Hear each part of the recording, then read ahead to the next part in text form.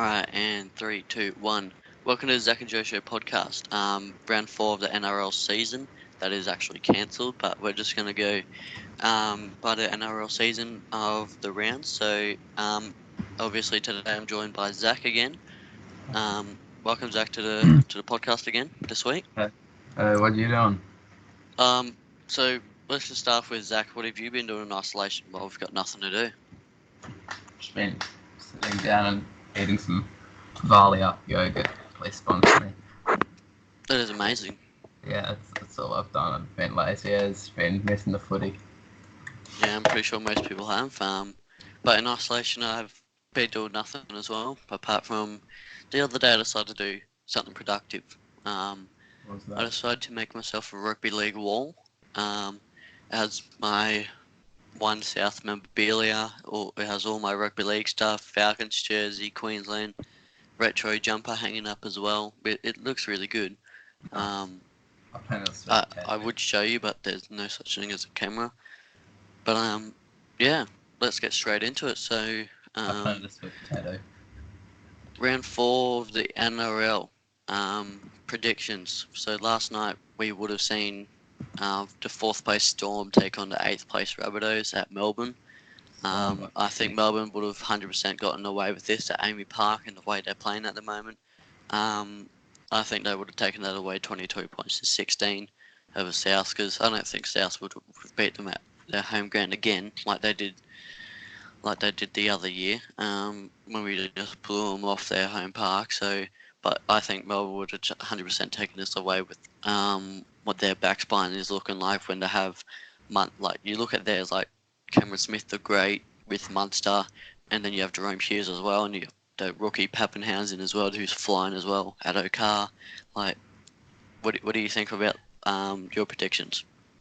Yeah, Storm probably would have won. I'd say the Rabbitohs wouldn't beat them, especially this early in their season. At Melbourne's home ground, they'll win probably after their first 6 or 7. So Yeah, because I don't think Wayne Bennett would have put Latrell back at centre yet. I think he would have kept him there. So I think Latrell doesn't. I said it at the start of the year that Latrell can keep that spot, but I don't see him as a fullback. He's not dominating at all. But what we said last week, he needs to just get warmed up to that spot. But it's just not working out for him. Like, it wouldn't take a fullback 2 rounds to play rubbish. But I don't know.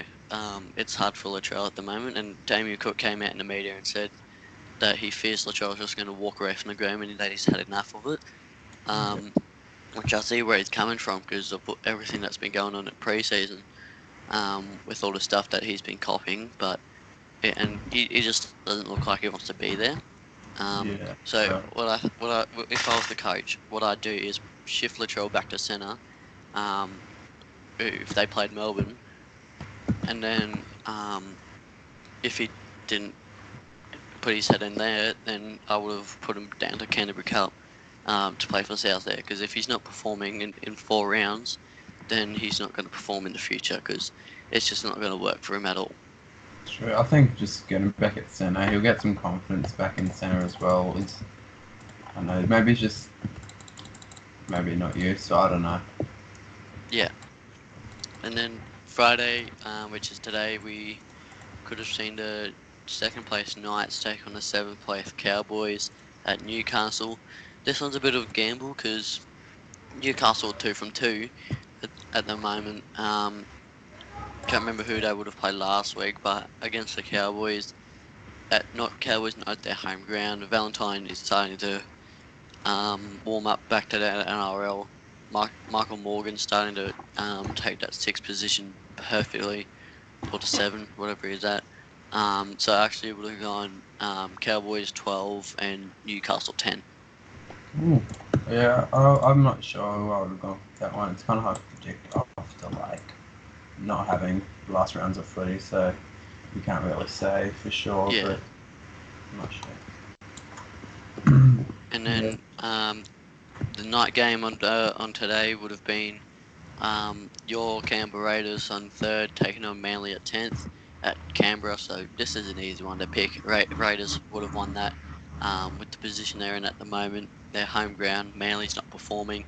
Considering, yeah, they beat the Roosters 9 points to 8 in round 2 before NRL got shut down. Um, I just don't see them beating Canberra and the form they're in at the moment, so I would have gone Raiders to win that 36 points to 12. Yeah, I would like to think the Raiders would keep winning. They seem to be like a pretty good vein of form right now. The halves look good. Their defense looks pretty solid. They're only conceded like 2 tries, I think, all year. So Yeah, they've only conceded that many points, and Manly's conceded a lot of points at the moment. And it's not Brookvale, and they're not performing very well. And they're coming up a side that's like shattering the competition at the moment. So I don't see Manly coming close to them. yeah. And And then then Saturday.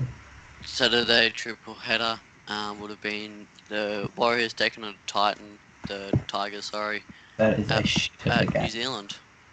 That is a shit game. It's a rubbish game. Why would they even? Why are the Warriors even in the comp? Sorry to all those Warriors fans out there, but why are they even in the comp? Like, it's National Rugby League, which is Australia, not International Rugby League. Like, if we're gonna have the Warriors and Toddy Greenberg saying, "Oh, we want to expand the competition," start expanding at places in Australia first before you go over to New Zealand. Like, we don't even have a rugby league team in Western Australia, and we've been playing games over there. Well, I've tried Um, that. They did yeah, try it in Western we Australia, we and did it try that, but went to shit. They tried it in Adelaide as well, and it went to shit. yeah, and they just need. I think they get rid of the Warriors if the Warriors don't perform. Um, when NRL comes back on, if it does come back on, um, the media is saying that it might come on next month. Actually, they said it could come on next month, but it won't come on that early. Because cases are just getting higher and higher with this coronavirus, so I don't think it will be coming back on anytime soon. But if the Warriors don't perform, if they make the bottom two for the next 2 years, then I don't see them being in the comp anymore. Like we saw Newcastle getting the wooden spoon 3 years in a row, yet they're still in, but they they're not. They actually have a form in their game. Yet the Warriors, they don't have that form at all. I can't see it anyway. Yeah. So I would have seen West Tigers take that out 16 points to 2 over the Warriors. Then next game, who'd that be? That's the Doggies and the Sharkies at ANZ Stadium. Doggies in 14th and Sharks at 11th. Bronson Sherry would have been back this game because he said in the injuries they would have been back around 4. So he could have been back this week or he would have been back last week. So I would have seen Sharks take this out. I wouldn't say comfortably because Doggies are starting to see that form. But I would have seen the Sharkies take that out 22 points to 6. What do you think? What are your... Yeah, I'd say Sherry. Sherry's a good one to get back. He's just got a bit of energy, still young. It looks like Yeah, like he's a young centre and he's coming up through the systems. Like, when all these Origin centres start to retire, like I think if Origin was like if none of this was happening, NRL was still on like normal, I actually would have predicted Sherry to go to the reserve, take the 18th spot for the Blues, or he would have made the bench because the way he's performing last year was like sensational. Like no one's ever heard of this kid, and he just came through like that. And I'd say the same about Ryan Pappenhausen. I'd say he'd come into 18th or on the bench, but he wouldn't take Tedesco's spot, so I don't know. Yeah, I think But it's what do hard. you think of I think I the think it's hard game? for any fullback coming through, especially with like Tedesco and Tommy Turbo Yeah, right now, and Kalen Ponga for Queensland, I guess, and so it makes it tough for all the fullbacks like Clint Gutherson, all the people who are still good, but not quite as good as them. yeah. Like, and the third game on Saturday would have been the Panthers taking on the Broncos at Penrith. The Panthers are in 6th, Broncos are in 5th. So it's a close. Actually would have predicted this as a close game. but considering the form the Broncos are in, their attack is just brilliant. Like I actually believe that they're the best attacking side at the moment in the competition against the Panthers, who are defending like really, really well. So it would have been a massive battle there. But I would have seen the Broncos take that out 10 points to 8, 2-point margin. Yeah, I gotta do something. I'll be back in a minute. Alright, so Coruscant performing really well at the moment at the hooker position. And Darius Boyd, he's performing really well as well. Considering we didn't see him do anything last year at the center position, at the fullback position, or in the half. Sorry. But what Seibold's trying to do, because they did the exact same thing with Darren Lockyer. What they did with Darius Boyd, because they moved Darius Boyd from fullback to the 6th position, and they did the exact same thing with Darren Lockyer. Moved him from fullback to 5'8", and it was a success.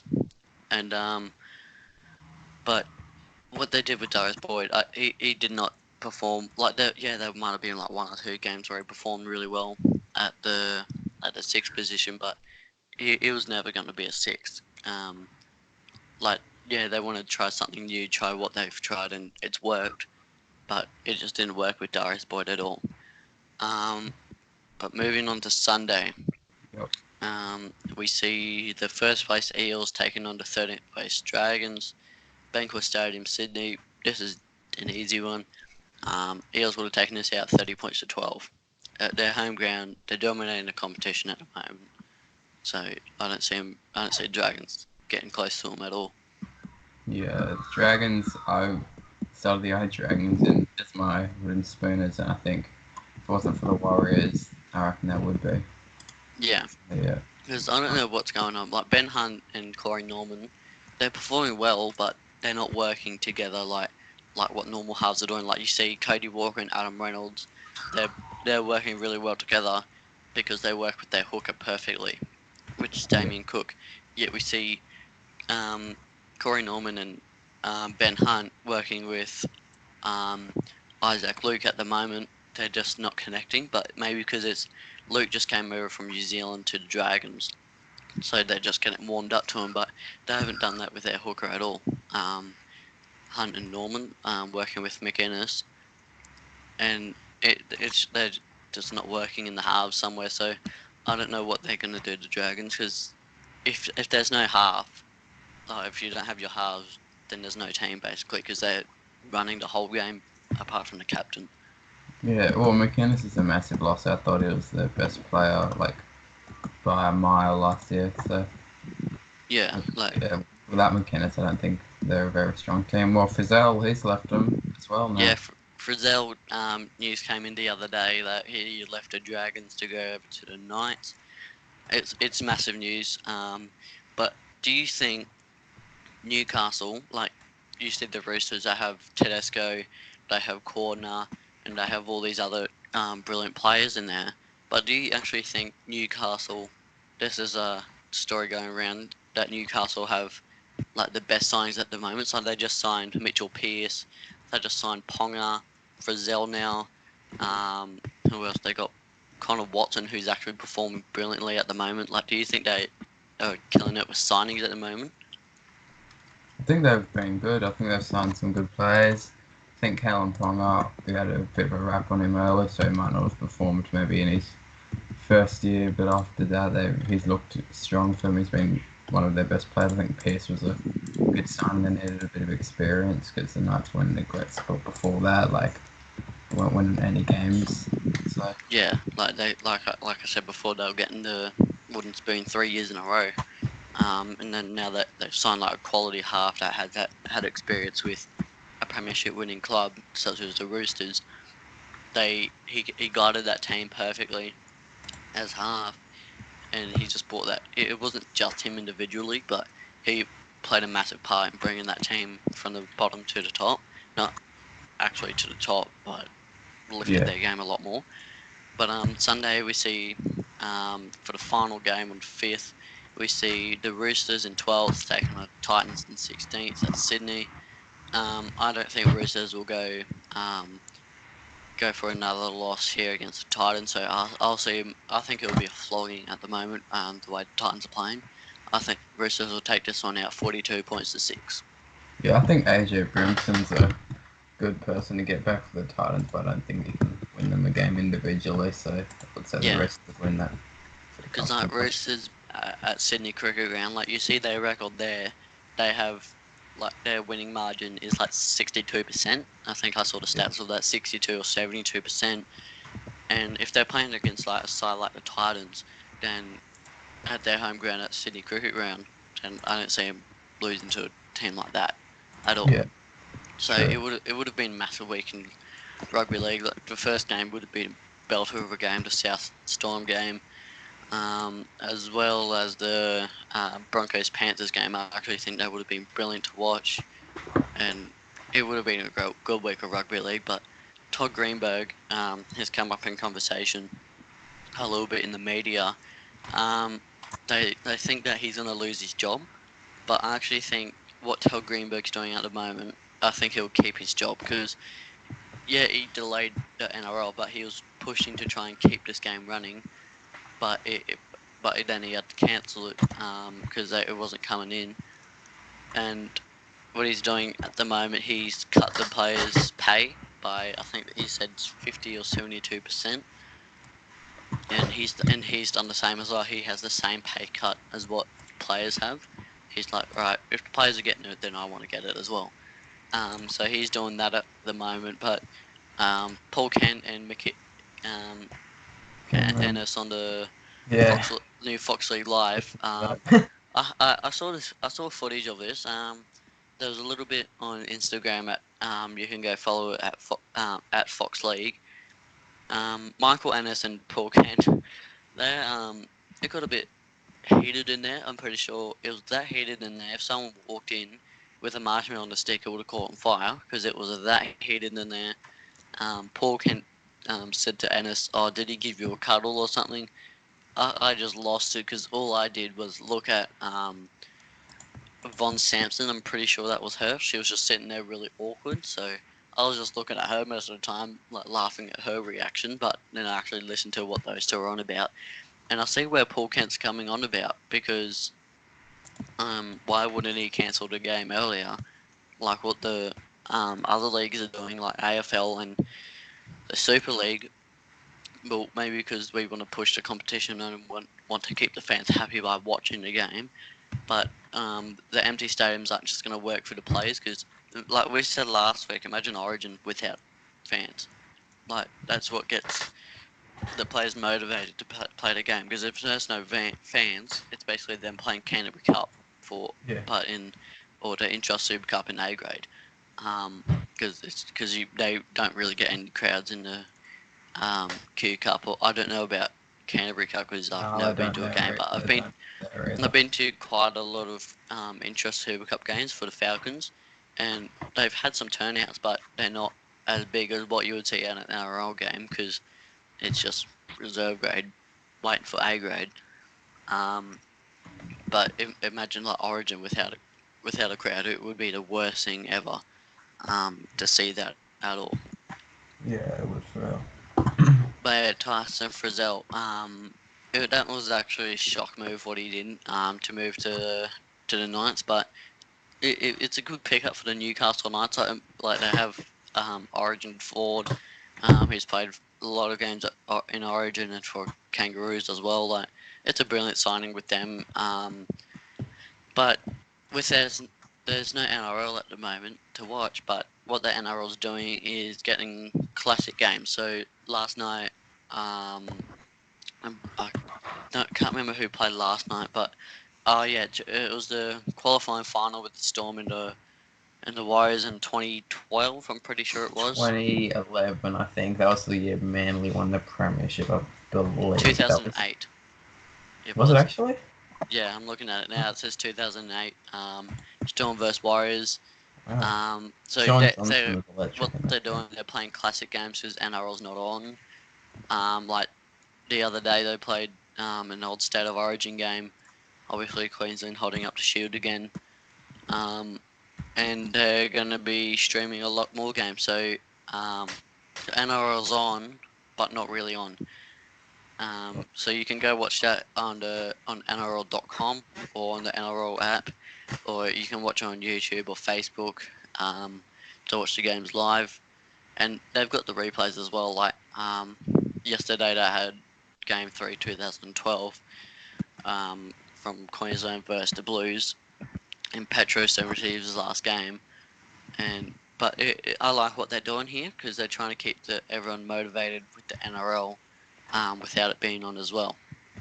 So there's cracking games coming up, and I was actually looking through Instagram and the other day, and what the boys are doing is they make these TikTok videos, considering that they're like 30, so they're acting like 12-year-olds at the moment, but I find it really funny. Dallin would tell his Lesniak, he decided to go with his brother. He put a plastic bag at the back of his head to make it look like hair, and he was holding a footy, made a weird face, and it looked like him. And his brother said, "Alright, you want to play that game?" So he did it back to him, and it's just funny what these blokes are doing. Like, I'm glad they see the happy side of everything that's going on, brings some smile to everyone in this hard time at the moment. But players, like we saw, took gym equipment home from their clubs. We saw them loading it into their car and doing stuff at their house. But the players, it's going to be hard for the players that don't like training and don't like playing the game to train at home, like, because there's no training at the club. They're like, oh sweet, get to lay down all day. But the players that actually want to be there are training like day in day out every single day. Like, what do you think? Like, Canberra Cup players, they're training, but not all of them are doing anything because they don't. Because some of them, most of them are there to get motivated to play NRL because they want to get to that level. But some of them are there like, oh, so this is a holiday now. So what do you think of the players taking equipment home? I think it's good. I think the players that work hard will be rewarded by their coaches. I think the coaches will they'll like saying that. They'll want to see the boys putting in that bit of extra effort. So I reckon, most people. I think if you'd be a bit upset if you had a really good pre-season, you're feeling really fit, and the NRL stops. But it's like not fair because all these boys are having a massive pre-season from January onwards and playing all these trial games, and then they play 2 fixture games, and then that's it. They're done. Like it's just a horrible time at the moment, for everyone. But 1 second, just gotta go to the bathroom. But it's a massive downhill for the rugby league community, because they don't have those fans coming in to watch the games. Because when you have fans, you have money. When you have money, you can pay the players and stuff like that, and you get better facilities, and it keeps the game going. And if the NRL doesn't have those fans at the games, then like, imagine the whole NRL year without fans at the game. Like, the players would just get bored of it. They wouldn't want to be there anymore. They just want to stop and wait till next year. That way they can have fans. Because when they have fans, they get more motivated to play because they have all that noise going on to push them during that game. Yeah. But Kevin Walters came in and he said, "I'll play Origin Christmas. I don't care. We want to play Origin this year, but." In my opinion, I don't think they should play Origin if there's no NRL, because how can you pick a quality side, if they've based on 2 games of NRL? Yeah, if they're not going to have it at the normal time, they should just not have it. Yeah, like I see that Kevin Walters is trying to push on, which is good of him, but I don't see a Queensland like Origin side or New South Wales Origin side being brought together with just based on trial games and 2 fixture games. Like, I don't see that at all. They need to actually play a good amount of games. That way, Kevy and Brad can study what the players are doing and go, right, sweet, you're playing brilliantly. Get in my team at the moment. But if they play it at Christmas time, then it's just not going to work for the players at all. Because what if they pick someone in there, like just say Queensland pick Philip Sammy in their side because he's playing well. Yeah, he's played well first 2 games, but what if he in Origin it just goes downhill? Then Queensland just gonna lose the game because if one player isn't like every position from the wing to the hooker position is important, and if that one position falls out of place, then the rest and then it's just a domino effect. If the wing falls down, then the center falls down, then the halves fall down, then the hooker falls, and it just keeps on going, just based on that one position. So you can't just build a team from what you've seen in 2 games. No. So what do you think? I think if they're not going to have Origin like now, like if they're not going to have it at the right time, just don't have it all. Because when you're going to have it off at the end of the year, like I don't think that makes sense. I think you're just better off. I don't think they should have any footy at the end of the year, but they seem to like that idea. So. Well, if there's no footy by month are in April, if there's no footy by June, then just cancel the whole year. By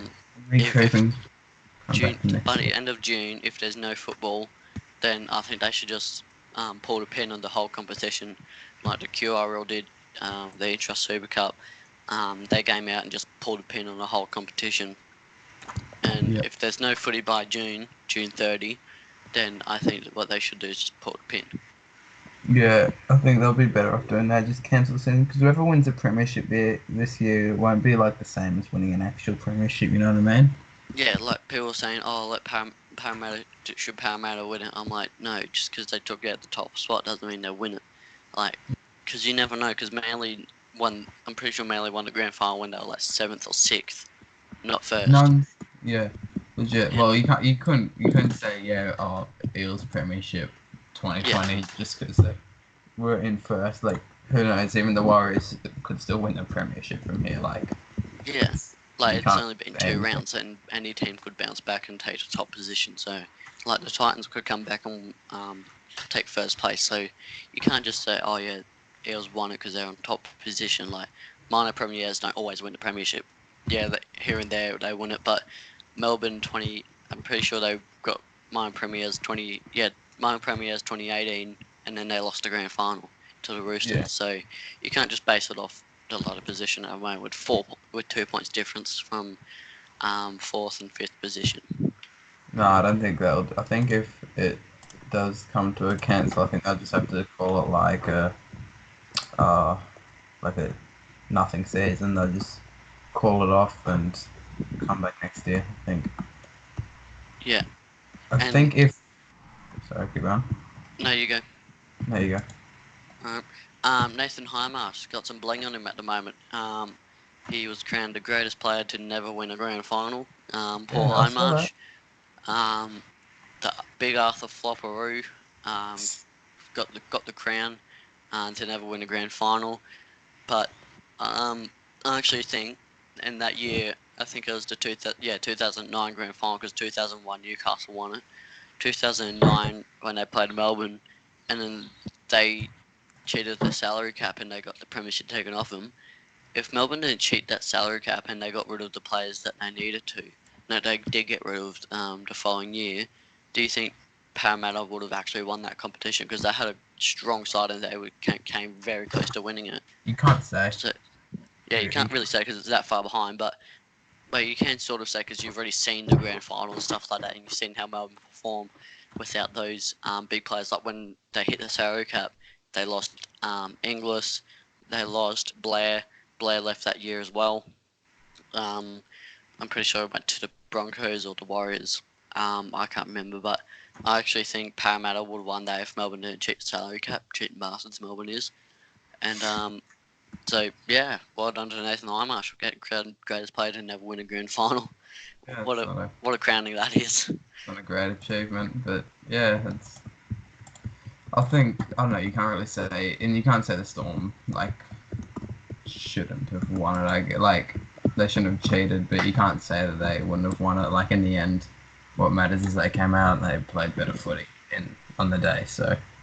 Yeah, but Melbourne came out and won it by a narrow margin, because they had all those brilliant players in their side. If they didn't have those brilliant players, then True. they would have lost that little bit of form. And when a team like Melbourne, you saw them against the Rabbitohs, I think 2018, they lost that tiniest little bit of form. And when a club loses that a little bit of form, then the other team gains that little bit of form, and then they win the game. Like Rabbitohs did, 30 points to 20 that time against Melbourne. When Melbourne lost that little bit, South got that little bit, and then we won it. But yeah, like you were saying, you can't really tell because it's already happened, and you can't really see a team going on without those players that's already been in that team. But congratulations, Nathan Hindmarsh. We'll go clap him out. And I would say let's give him a premiership ring, but that didn't really happen, did it? No, I don't think it did. that's the unfortunate thing. There's a few other very good players to never win a premiership. I mean, Wally Lewis didn't win a NRL premiership, but he won a CFA premiership though. So yeah, well that's fake competition, so it wouldn't really count. Like the Broncos, they still count it as one of their premiership wins, but I wouldn't count it as one of their wins. Like they've won 6 grand finals, but I actually think they won 5. And yeah, like there's players out there that haven't won a grand final that are great, like Matt Bowen, he hasn't won a comp. Billy but Moore. he won one in the end, didn't he? No, he stayed with the Cowboys. He was the one club man with the Cowboys, and Cowboys have only got one premiership, which was 2015, and he retired in 2013. He played one grand final against the Tigers. 2005. 2005 when Benji threw that magical flick pass. And yeah, so Matty Bowen didn't win one. Billy Moore didn't win one. Rocco didn't win one. So Yeah. there's a few greats out there that didn't win a comp. Some very good players. Yeah, you look at Kevin Wilders, who didn't really share, and he's got 6 premierships. Like imagine, like he has six premierships. Like imagine having 6 premierships to your name. Yeah, and he won a few there's a few different clubs with a few different clubs when they're all in pretty good form as well. Really. Yeah, and like I was gonna say Inglis, but he won it 2014. But he won it 2010, 2009. There's some Raiders greats that who have won a grand final. Some South greats who hasn't won a grand final before.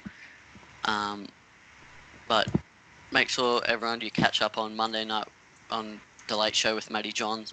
That's on Thursdays and Sundays. I would set a time for the Late Show on Thursdays, but last week they had it at 9. This week they had it at 8.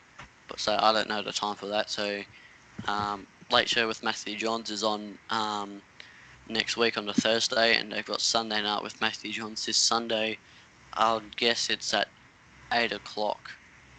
No. Because they did it. Because if they did the Late Show at 8, then they would have done Sunday night at 8 o'clock. I don't know because they changed the times all the time. No, they'd keep it's such a rubbish show. No, they'd keep it as it would be now, I'd say, because they don't have a scheduled time. It's whenever the last show finishes. Because if there's no football, then times can get pushed back. Because on that Sunday they have that like 120 minutes of football.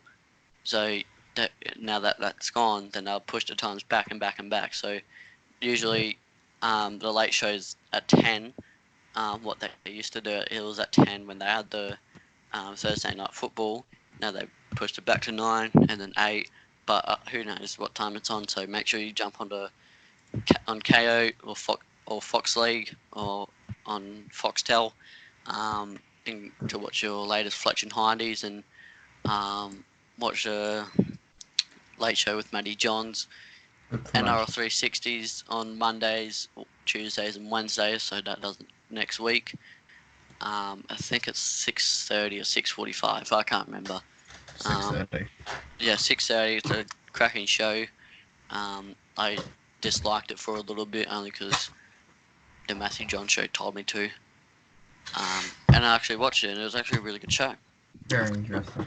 I've got to say. So, but the one thing I'm missing at the moment with the footy is, I'm missing the NRL, but the one I missed the most is the Q Cup, Intrust Super Cup, because during their pre-season, I actually went down to most of their training, and the way those boys were training or whatever else was brilliantly, and they're just such a great club, the Falcons, I've got to say. I've seen the only times I see our clubs is game day, so I wouldn't really know what they're like at training. But I've seen the Falcons quite a lot. I know nearly all the boys as well, and the way that they handle training is they're an A grade. Like yeah, they're an A grade Q Cup, but like it's like they're A grade NRL, and they all want to make that level. Not one person wants to say, oh yeah, I just want to stay in Q Cup. I don't want to go to NRL. Like every single one of them are pushing like they're in the NRL. And I've got to say, Todd Murphy for the Falcons is. I actually think if they lost a half like Jerome Hughes or Cameron Munster, obviously in Origin time, this would have been my prediction. In Origin time, I think Cameron Munster would have played Origin, and then I think Hughes would have slid into 6, and they would have brought Todd Murphy into 7 or 6. I don't know, but Todd Murphy guaranteed would have gained that Storm jumper for the first time, and I think because the way he played for the Falcons last year was sensational. Like they have young players from there, such as like Brian Pappenhausen, Sandorell, Justin Olam, and you see them coming up through the systems, and they're just brilliant. And Nelson Asa for Solomona came from the Falcons too, and you see his form. Yes, please. It's just brilliant. Yeah. Like Melbourne might not win the competition every year, but in my opinion, I think Melbourne is the best side in the NRL. Not like best side, like oh they're my favourite team, like the best side, like attacking and defence wise, because the way Craig Bellamy disciplines them, yeah, like he screams in the coach's box a lot. It's because he's so passionate about the team, and they work on something in training, but they don't produce that magic on game day. And with Melbourne, the Roosters won it 2 years in a row, but I actually think Melbourne are the best team in the NRL.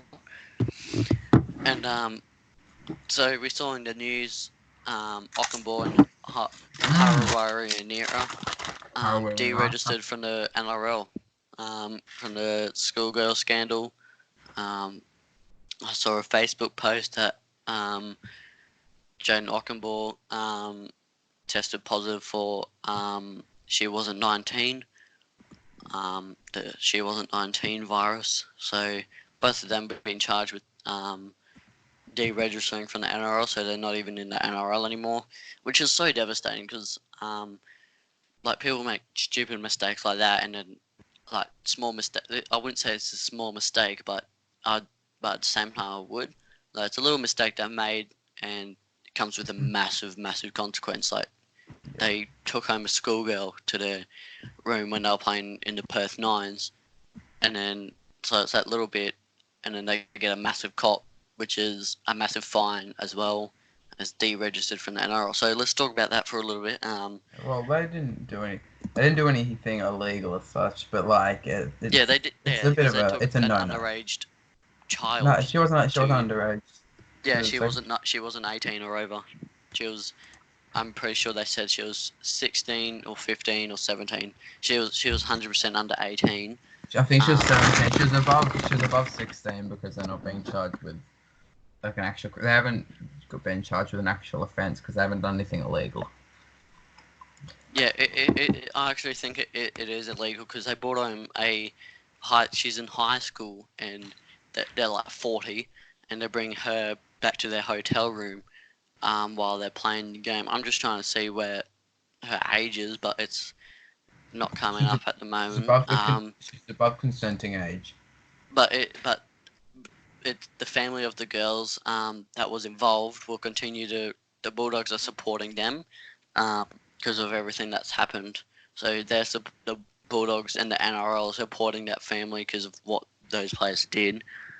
But after they visited, after the club, it says here, after they had been to a school visit with the club, an unacceptable lack of respect for their teammates, their coach, and club officials. Their hosts at Port Macquarie and fans of the game were everywhere. they decided to get the girls and say, let's go back to our hotel room. They accepted Pretty because sure it was obviously, her who initiated it. I'm not 100% sure, but yeah, I'm pretty but sure. what they did, that's just so dumb. Like, why would you take you're on a contract with the NRL, so you don't want to do anything wrong? Like the slightest move out of line can cause into massive consequence. So why would you even you're like 20 or 30 years old, bring home a girl that's still in high school to your hotel room? Like it's not acceptable. It's not needed for It's just the not. game at all. It's just making the game look bad. If Yeah. when people read the headlines of other sports, of other codes like the AFL or the NFL or whatever like that, reading it and saying, "Oh, look at this NRL. Oh, they brought home a schoolgirl and they're like 42," and it's just not a good look for our game, and it's not needed as well to bring headlines like that into our game at all, because rugby league is a brilliant game, but having that is just not needed. Yeah, I feel bad for them. They're young. They make mistakes. I guess it happens, but I guess they got the consequence. They probably deserved what they Yeah, got. So they 100% did. yeah, I think And I'll learn from it. It's unfortunate because they've probably ruined their careers a bit. yeah, because that Ockenball on the wing, he was playing brilliantly. Ran over Cam Smith made me happy. Yeah, like he's just performing really well, Ockenball. So, for him to do that is just really disappointing, because he was playing really well in Perth Knights as well. And then for him to come out and do that, it's just really sad for him to do that, and it's upsetting for the players as well, their family as well, um, to find out that they did that, um, and everything else. So, um, yeah, like we said before, Toddy Greenberg agrees to take same pay deal as what the players are having. So, and the headline that's going around: will we see a $1 million player in the next 2 or 3 years? No way. No one can afford it. No, like we have Cam Smith, Tamalolo, Cherry Evans. I don't. They'll 100% drop down to like 800K, because we won't see a $1 million player for quite a while. Valentine Holmes as well. Yeah. Will drop What's he down. on? Is he on a million? He's on a million. With the Cowboys when they Oh, signed him. So yeah, I 100% agree. We won't see $1 million player for quite a while yet, until the NRL gets back into their financial form. And it's just horrible what's going on at the moment, because people are losing their jobs. So, like, Bulldogs staff have been sacked. I'm pretty sure they said Dean Pay is gone as well. yeah. He But is. once everything comes back on, then um, everyone will be swaying. They'll all get their jobs back, I think. And it's just it's just horrible time for not just the NRL, but like other sports that are massive, like AFL, the NFL, the NBA as well. Like it's just a hard time for everyone. Yeah, it's no good, man. And like the NRL came out and said they're donating $40 million to all 16 clubs, not 40 million each. So they're going to spread it around the whole 40 million, as a rescue package, that they like to call it. But I'm looking at the news here. Brad Fittler thinks the Blues will be all good to go, but like we said earlier, there won't be Origin if there's no NRL. Because Yeah, you can't have Origin if there's no NRL. It doesn't work like that. what they used to do, it used to be, alright, I want to pick you, back in like the 80s or something. I want to pick you, when they barely didn't even play a game. Like you can't just pick a team based on 2 games, like we said earlier. So if there's no NRL by June 30th, like we said, put a pin on the whole tournament, like the Q Cup did, and that's it. Just don't play at all. Yeah.